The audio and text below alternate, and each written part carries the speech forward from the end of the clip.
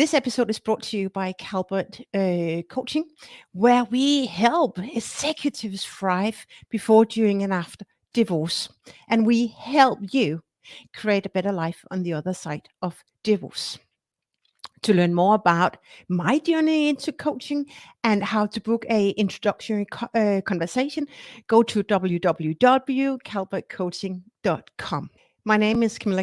I'm your host of this show. I'm the founder of Calbert Coaching, and I'm a transformational coach. All right. And so, with no further ado, let's jump into today's topic about the quality of your thoughts.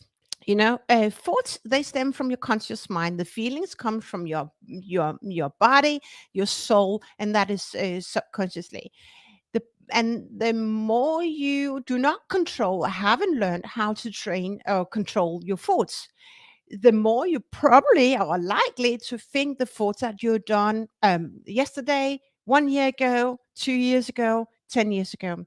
And research shows that you are formed and your personality is formed up till age 35. And from then on, you run on automated pilot. So that means that the thoughts that you think is a product of your past.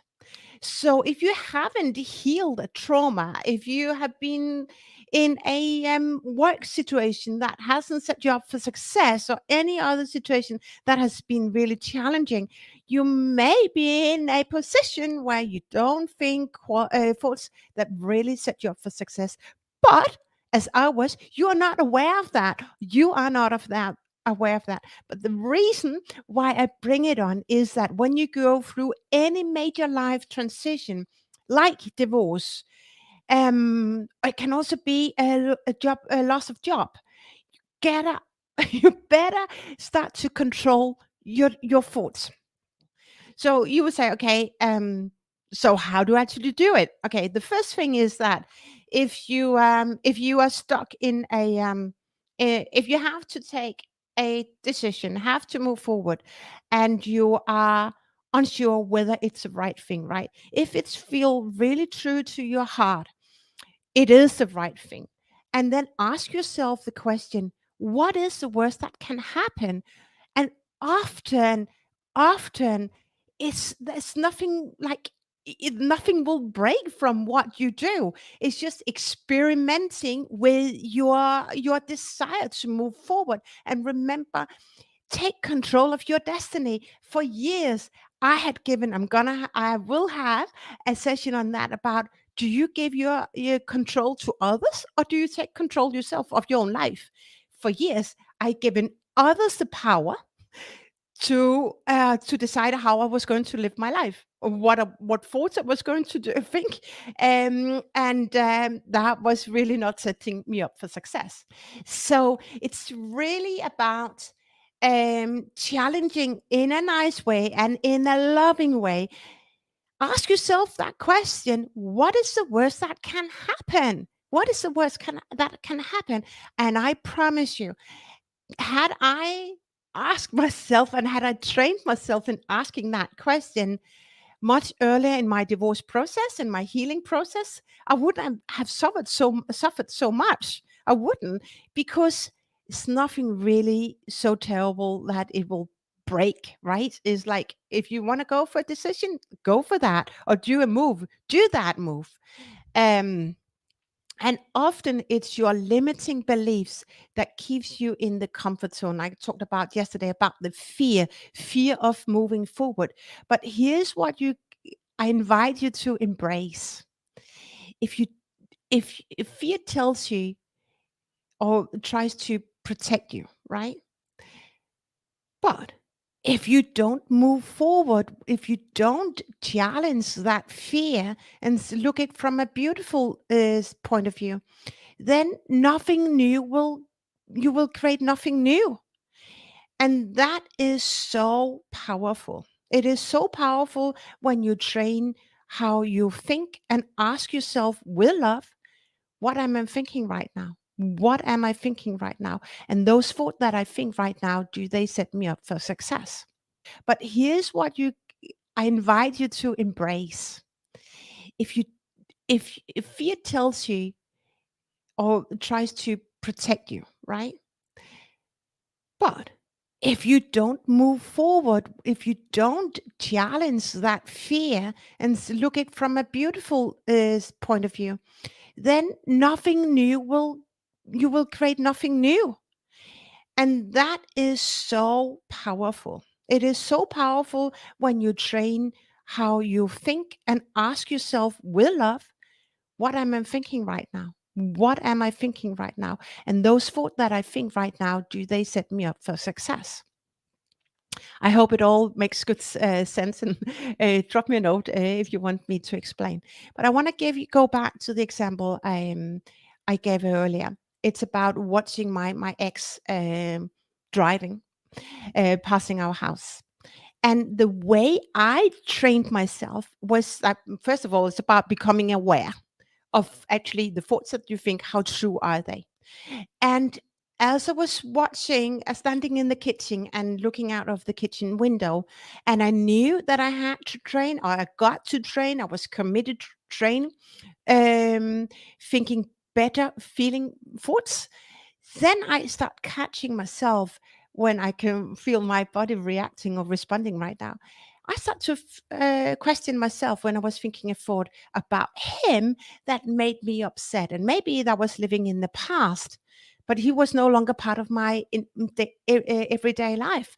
So I start asking myself, Camilla, and I don't want to say I'm so into this. It sometimes it in the beginning it took me about 10 minutes or maybe 15 minutes, but I did it. And the more I trained, the more I rehearsed, the faster I got to challenge myself with love.